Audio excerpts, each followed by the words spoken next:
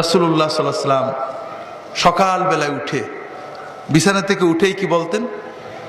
আলহামদুলিল্লাহ আল্লাযী আহয়ানা বা'দামা আমাতানা ওয়া ইলাইহিন নুশুর।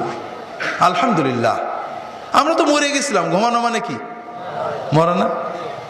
আল্লাহ আবার জিন্দা করেছেন, আল্লাহর নিয়ামত, আলহামদুলিল্লাহ।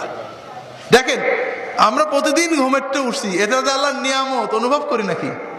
না, অনুভব করতে হবে ভাই। প্রতিটি নিয়ামত আল্লাহর, প্রতিটি।